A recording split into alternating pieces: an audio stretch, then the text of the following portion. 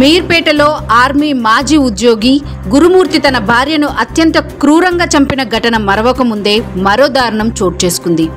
భార్యను చంపి మృతదేహాన్ని ముక్కలుగా చేసి మూసిలో పడేసి భర్త మిస్సింగ్ నాటకం ఆడాడు. మేడ్చల్ మల్కాజ్గిరి జిల్లా మేడిపల్లి పిఎస్ పరిధిలోని బోడుప్పల్లో ఈ దారుణ ఘటన చోటు చేసుకుంది. ఈ కేసు వివరాలను మల్కాజ్గిరి డీజీపీ పద్మజ మీడియాకు వివరాలు వెల్లడించారు. వికారాబాద్ జిల్లా కామారెడ్డిగూడకు చెందిన స్వాతి, మహేందర్ ఏడాదిన్నర క్రితం ప్రేమ వివాహం చేసుకుని బోడుప్పల్లో నివాసం ఉంటున్నారు. గత కొంతకాలంగా వీరి మధ్య గొడవలు జరుగుతున్నాయి. ఈ నెల 23న సాయంత్రం పథకం ప్రకారం మహేందర్ రెడ్డి తన భార్య స్వాతిని కొట్టి బెడ్ మీద పడేశాడు.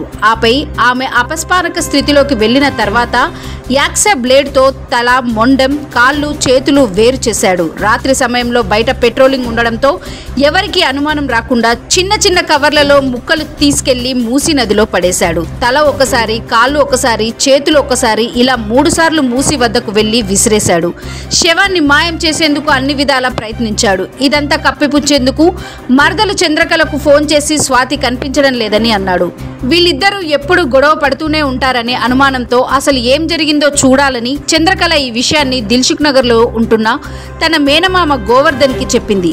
మహేందర్ రెడ్డి ఇంటికి ఆయన వెళ్ళగా అతనికి కూడా తన భార్య స్వాతి కనిపించడం లేదని చెప్పాడు. దీంతో ఇద్దరూ కలిసి ఉప్పల్ పోలీస్ స్టేషన్ కు వెళ్లి ఫిర్యాదు చేశారు. బోడుప్పల్ బాలాజీ హిల్స్ మేడిపల్లి పిఎస్ పరిధిలోకి వస్తుందని ఉప్పల్ పోలీసులు అక్కడికి పంపించారు.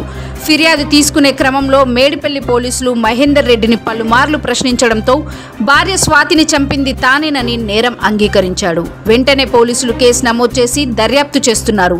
ఫోరెన్సిక్ నిపుణులు క్లూస్ టీమ్ సహాయంతో ఆధారాలు సేకరించారు. మహేందర్ రెడ్డి ఇంటికి పోలీసులు వెళ్లి చూసేసరికి కేవలం మొండెం మాత్రమే మిగిలింది. మొండేనికి DNA పరీక్షలు నిర్వహిస్తున్నారు. నిందితులు పోలీసులు అదుపులోనే ఉన్నాడని, కేసుకు సంబంధించిన సాంకేతిక ఆధారాలన్నీ పకడ్బందీగా సేకరించి తర్వాత ఛార్జ్షీట్ దాఖలు చేస్తామని డీజీపీ తెలిపారు. జీహెచ్ఎంసీ, SDRF సిబ్బంది సాయంతో మహిళ శరీర భాగాల కోసం మూసీ నదిలో గాలిస్తున్నారు. కానీ ఇప్పటి వరకు ఏమీ దొరకలేదు.